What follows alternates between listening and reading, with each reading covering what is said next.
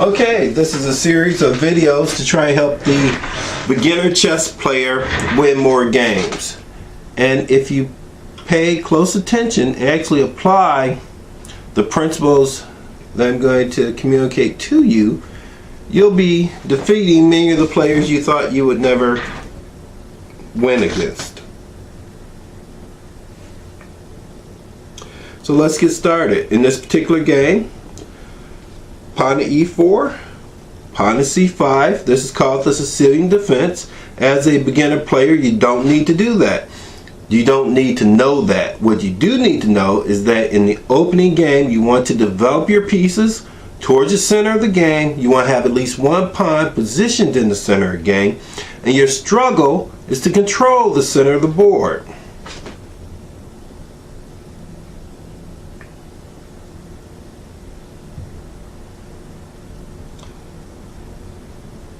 Knight to f3,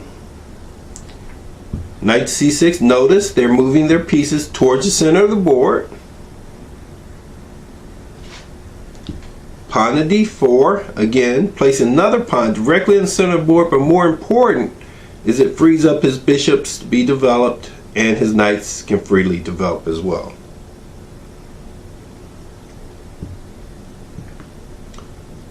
Pawn to e6, it's allowing the bishop to have some mobility, also protecting the pawn. You want to protect your pawns and your pieces. As a beginner, every move is not a brilliant sacrifice. It's usually just a losing move.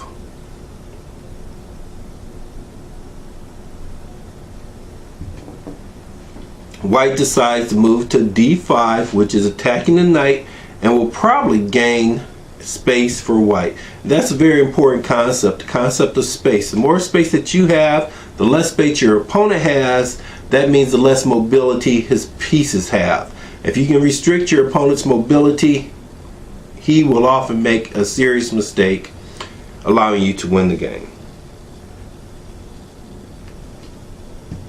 Pawn takes e4, pawn takes d4, attacking the knight. Again, every move is not a brilliant sacrifice. Make sure you protect your pieces and avoid having your pieces captured for nothing in exchange.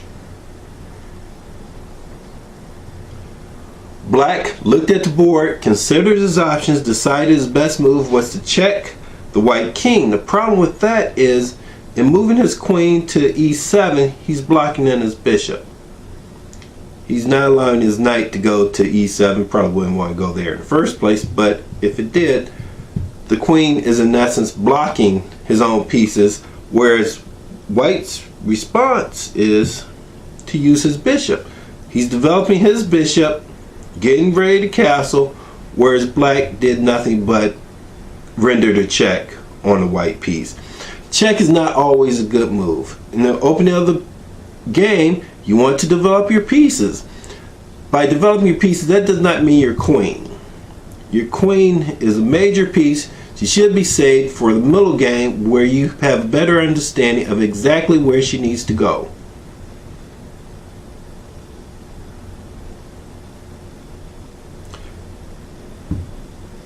Black had to move his knight again because it was under attack. White continues to develop. Remember, you want to develop your king, your pieces, and get your king into safety. White has gotten his king into safety. Black is developing his pieces and he's developing it towards the center. If you go away from the center, you have to have a very, very good reason to develop your knights or even your bishops away from the center. Knight develops towards the center and puts another defender on the pawn. So that pawn is defended once by the knight, again by the queen. Black advances his pawn, allowing his bishop to now be developed. Now this is where we talked about space. White has advanced his pawn to the 5th rank. Black can only advance his pawn to the 3rd rank because of white's pawn that's already been advanced. So white, based on that pawn, has an advantage in space.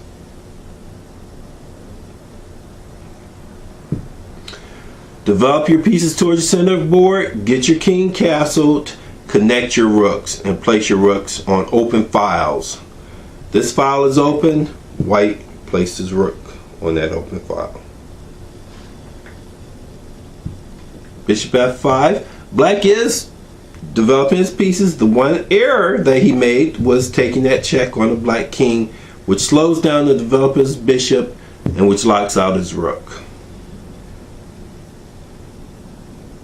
Now, because of the level of mobility that white has, he's attempting to go for a tactic. Sends his knight over to the edge of the board, but the knight's actually doing something. It's attacking the bishop. That bishop is developed. If he just runs away, he'll be underdeveloped. If he tries to move to g6, the knight will take him off. There's a good chance the knight will take him off. He can take back with his own knight, but that may expose his queen to an absolute pin. So that knight moved over to h4 for a reason.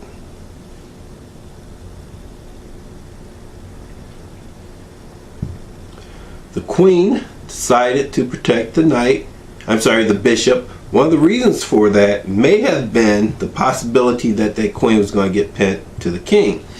If that was in fact true, a better idea for black may have been to castle. The other interesting thing is when the knight moved to h6, it attacked the bishop, but it also allowed for attack on the knight with the pawn at h4. The problem, the serious problem with moving that queen is it allows for a tactic. The tactic is based on pinning a piece. So if we look at the position now, white plays for the pin. So now the queen is pinned to the king, is an absolute pin. The knight is in an absolute pin. And these are things that happen when you do not use adequate development principles. If you consider the fact that the white king is safe, and if black had been able to castle early and not played with getting the check, these pins would not exist. He had no way to defend that queen, so he took it off. Remember, queen is worth 9, bishops are just 3. So black loses the mobility of his queen, white only lost the mobility of a bishop, and has a threat to fork both king and rook.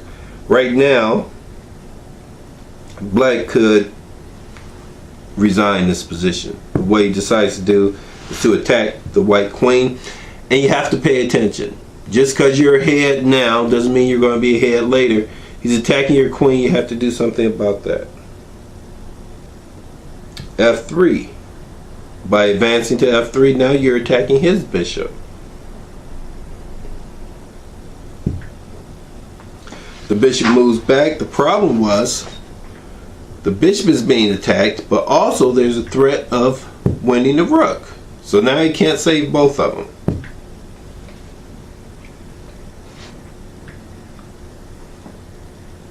Knight checks king. This is a knight fork.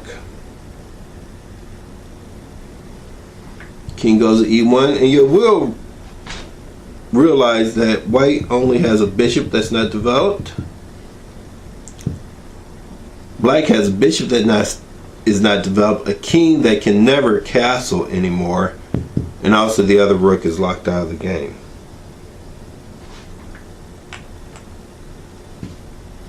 White now goes rook up, and at this point black resigns. But once you're ahead in material, like white is right now, just exchange off your pieces and queen one of your pawns and win the game that way. Don't try to get into additional complications. Okay, that's game 1. I hope it helps. Remember, in the opening, develop your pieces towards the center of the board. Place at least one pawn in the center of the board. Castle your king early. Connect your rooks and move your rooks to open files, open or half open files. Okay, those are the principles.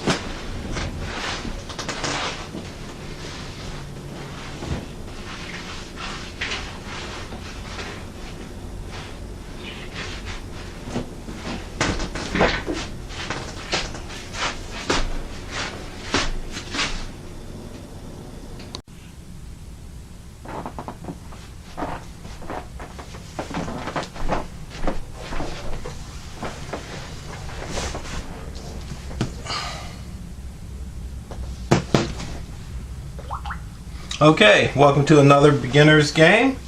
I hope you can learn something from this one. Remember, in order to improve your game, you have to apply the basic principles that you understand in chess. If you just play by moving pieces without any understanding of the moves, you're not going to get very good results. So having said that, let's look at this game. This is a game I played against the computer, and the computer was set for 1100, which would be a beginner level. I think the computers are fantastic. Back in my day, we didn't have the computers that were so smart. Now we do. So you might as well take advantage of it. Started with d4. I came out with f6, knight f6. I'm trying to control e4 because have your pieces, to allow white to get pawns right next to each other, right in the center of the board. It controls a lot of space, so I want to deny that. So of course white takes the squares just off the center of the board. If I can't have a counter in the center to oppose the d4 and c4, then I want to make sure I at least maintain control over e4.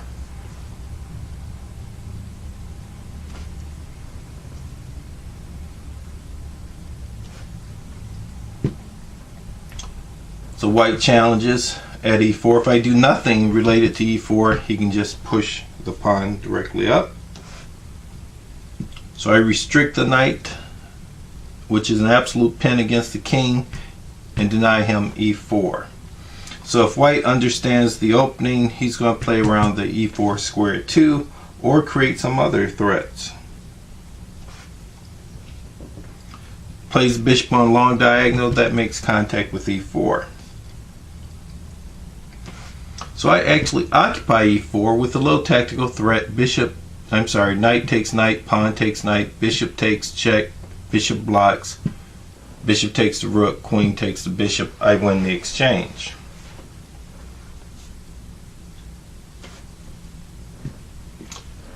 Queen to d3. Now if knight takes knight, pawn takes knight, bishop takes pawn, queen takes bishop, I would lose in that exchange. But white shows his understanding of the opening.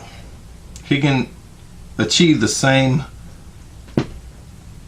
objective by going to queen c2. The difference between c2 and d2 is c2 allows the development of the bishop at d3, which will allow him to continue his development.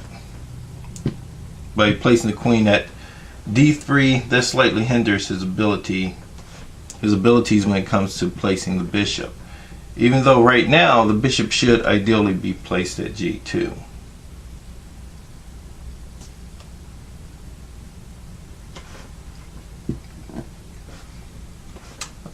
I believe that the bishop will be placed at g2, so I put another defender for the e4 square.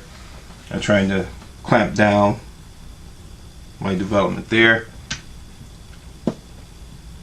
Sometimes it's best to continue your development and leave the tension in the middle. White relieves the tension, and right now black has freedom to develop any direction he wants to. And this is important when you're playing. At some point in the game, early in the game, you have to identify exactly how you wish your pieces to be developed. I said pieces. The more pawns you move in the opening, the less development of your pieces you have. So you want piece development.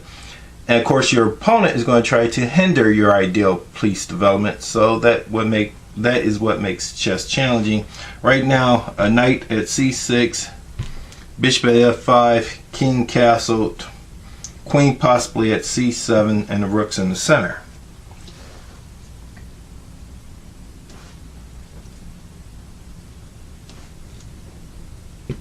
f3. Now this is an important stage of the game. I believe this to be playable, but again, it's more important for white to actually get his pieces out and get castled. It's easy to lose your way by threatening other pieces just because it's there to be threatened. Now the plus side is it does force that knight out of the center of the board. This knight is pinned anyway. If you can get him to exchange, it's not too bad, but you got to get back on track with getting the development of your pieces and don't become lost.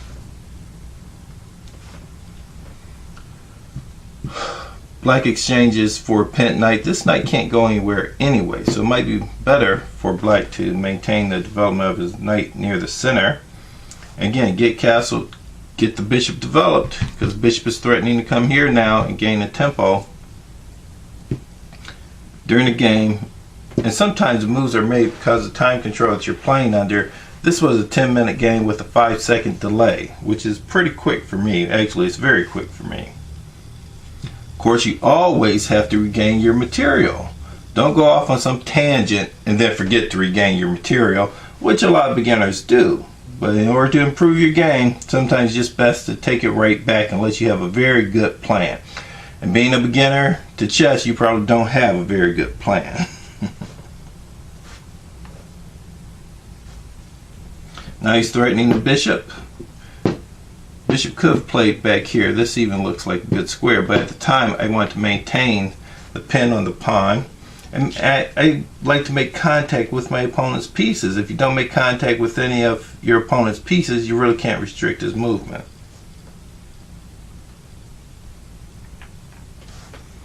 And this is a fatal flaw. Well, maybe not fatal, but a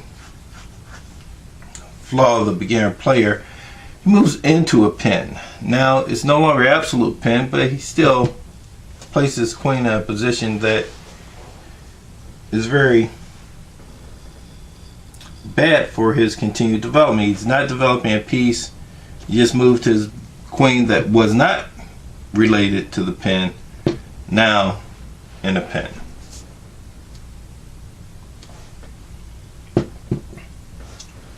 Black so far has been able to do exactly what he wants to do without much resistance from white, which is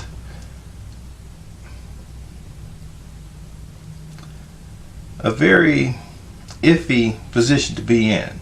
When your opponent's not threatening you or making you think about how to improve your position, you fall into the false security of thinking that you can do anything at any time. And this is one of those situations. Immediately, this is a good developing move, so you do it, but you always look deeper into the position. You will have realized, or at least I will have realized, that I need to castle now to stop the white bishop from preventing me to castle later. But I didn't see that, and sure enough, now the bishop prevents me from castling. Now my king is stuck in the center, just like his is stuck because he has not developed his pieces. Mine are stuck because I used a bad sequence of moves. If I had castled first and then moved my bishop, I would be in a better position. We just talked about the movement of pawns as opposed to pieces.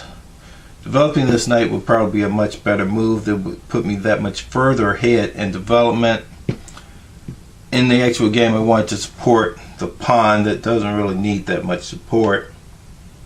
I thought I could develop my knight here, here, here. At least I had a plan, even though it might not have been a very good plan. Again, a very weakening move. He's moved up the bishop pawn, now the knight pawn, and allows a diagonal directly into his king, so he's going to lose the right to castle. Check, and he's lost the right to castle. And his king side is still not developed. As I just spoke about, when your opponent is not giving you much, is not causing very many problems to you developing and executing your plan, you can sometimes become comfortable, which is exactly what happened in this game. My bishop is under attack. I moved my queen thinking pawn takes bishop, queen takes bishop, king moves out of the way, queen takes rook. That was the only thing I looked at. You always have to look at alternatives. The first question should be, if I move here, what if he doesn't take the bishop? What other options does he have? He can move here. Now the knight threatens the queen and the pawn still threatens the bishop. I would have to lose one of them. So I would be fighting a piece down from this point. if he have seen that move. What very often happens when you're a beginner, you see one move and you take that very first move. You have to dig into the position, actually look at 2 or 3 moves that have some positional basis, then analyze the tactical value of that move. What White actually did was take the bishop, the queen takes the bishop, check, king moves out of check. It's also important to note that the queen blocks a check, queen takes queen, king takes queen, bishop checks, bishop takes rook. Queen takes rook. Right now, White is entire rook down. Check.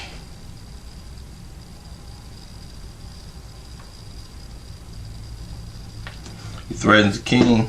King moves out of the threat. Queen checks. King moves back.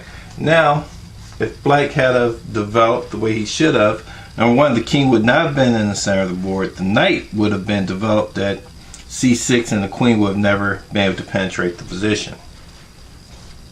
Fortunately, Black is already a rook up, so it's not going to be too hard to maintain the position. The White moves back because there was a threat of the queen and a bishop on that pawn. White really did not want to intercede the bishop because he's down material. He does not want to exchange off pieces. Black would be more than happy to exchange off pieces.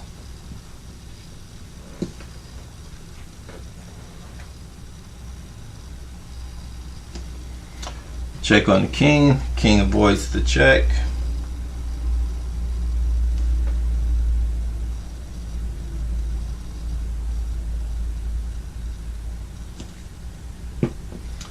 Bishop threatens the queen. Queen really doesn't have very many places to go.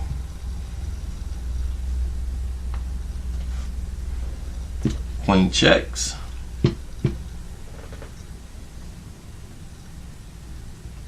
Now this is interesting. Instead of taking with the queen, that would cause the king to make another move, Black decides to take with the bishop, which is a very important tactical threat. It threatens a discovered check. I'll pause just a moment to see if you can find the threat that Black has right now. Okay, a moment's up. Bishop b4 check. He has to get out of check, wins the queen. White did not take the time to find that threat, and that's what you have to constantly do, is look for threats that your opponent has. We're talking about tactical threats, which is a 4 sequence of moves. Check. He is forced to move his king.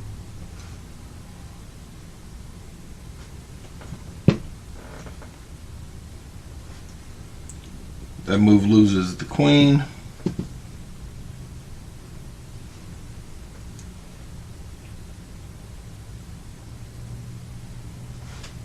White tries to maintain material on the board, but sees there's no way he can complicate the position, and therefore resigns. So remember, make sure you have some positional basis for each move that you make. When you decide on a move, check the move for tactical soundness, and look at more than one move. Try to find 3 moves at the very minimum that have a positional basis, then analyze each of those moves for their tactical support. In tactics, it'll either be a bad tactical move, a good tactical move, or a fantastic tactical move which puts your opponent in a worse position than they were before. Okay, that's it.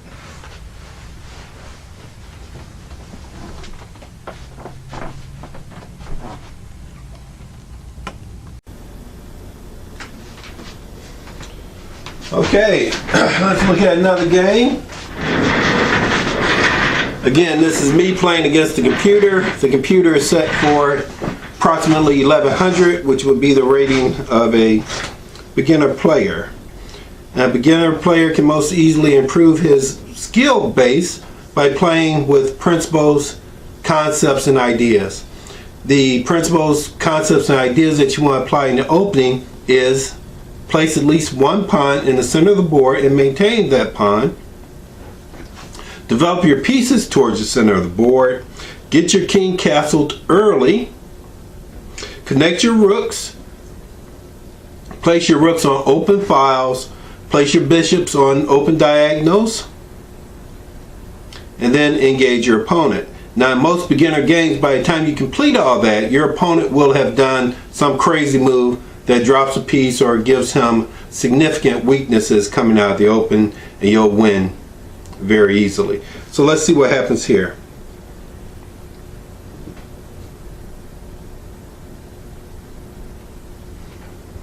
Okay, black is trying to place his bishop on the long diagonal, which is fine, but also he must consider appropriate time to push up d4 or e5. I'm sorry, d5 or e5. This is what you want to do most of the time when your opponent is trying to flank the center position. Take control of all the center. Make your opponent have to take it back. He's attacking the central pawn. I develop a piece and defend the central pawn. So I just mentioned he wants to advance d5 or e5. He advances c5. Now the first thing I think about is pawn takes pawn, pawn takes pawn. I get to develop another piece. That looks advantageous, but I decided I would develop another piece. Then pawn takes pawn, knight takes pawn.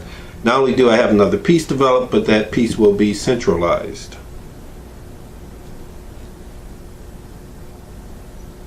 Makes another pawn move. So right now black has made 1, 2, 3 pawn moves.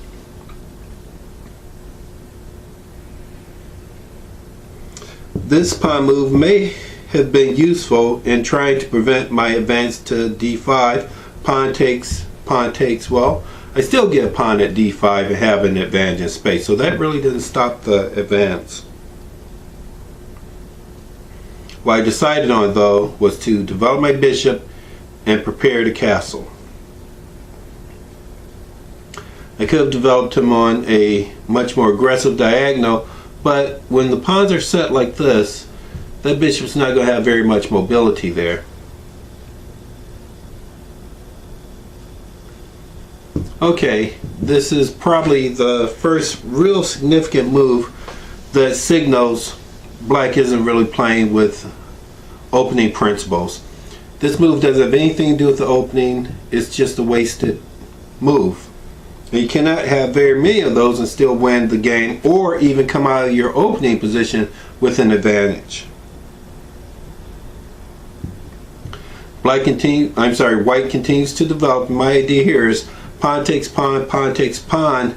This square becomes weak. I have 2 attackers on the square, so I'll be able to maintain control of it. Or pawn takes pawn, bishop takes pawn. Again, I get control of d6. So black should do something to prevent that, and he does by advancing to d5. So now he has advanced his d5 pawn, but he also threw away a move in the process.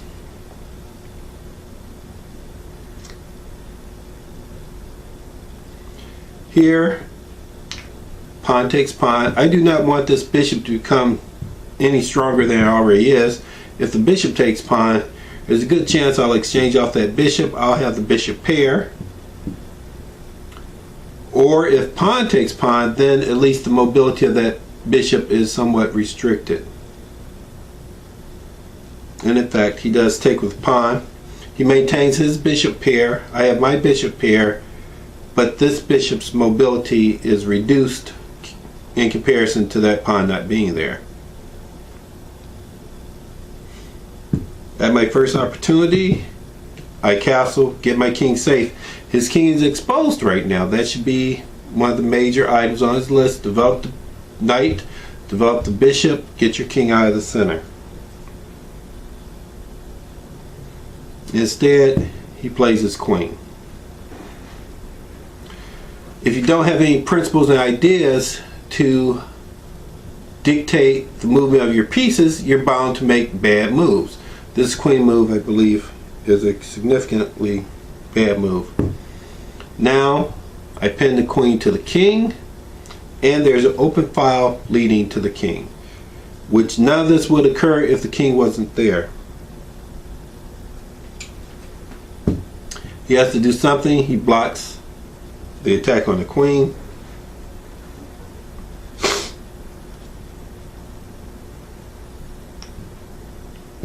I capture, which now opens up an attack on the d5 pawn. He captures back, which isn't totally bad. He's capturing back with a piece, so that piece can become developed. Same thing here, he captured back with the knight. The bishop was already in a developed position, so he got his knight off the back rank. But, you know, it's probably too little too late. Now white goes up a pawn, 2 attackers on the pawn, only 1 defender. Again, a move that has nothing to do with what is actually going on the board. This king is getting ready to be attacked on this open file. You should have at least tried to get the knight out and get castled. That might not have been a very good move either, because he's going to get pinned, but it's better than what he did.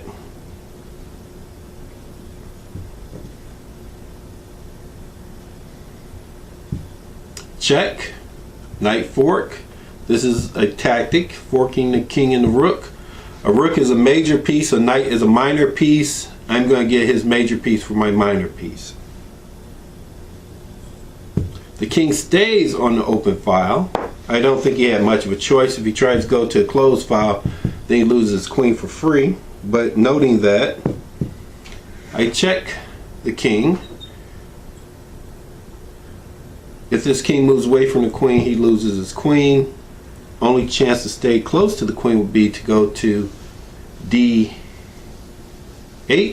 and that will allow for checkmate at e8.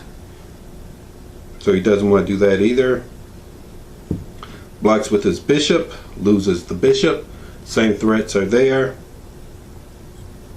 Has to sacrifice the queen or be mated. This mate would not be here if the knight was developed.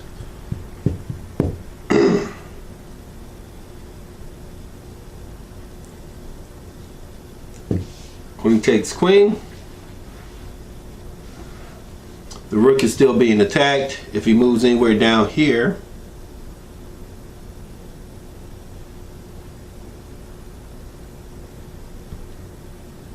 there are just too many mates. The rook is threatening to be captured, and the knight is threatening checkmate at e6. Rook avoided capture, but that left checkmate at e8. Okay, that illustrated, I think, how important it is to make meaningful developing moves in the opening of the game, not to fall behind in development, and to always be aware of tactical threats. That's the first thing that you're going to analyze when it's your turn. Are there any current tactical threats by my opponent? If there aren't, then you can go back to development and positional considerations. The last thing that you check after you decide on a move is, does this move create a tactical threat against me? Okay, that was game 3. We're going to try to get 5 on this disc.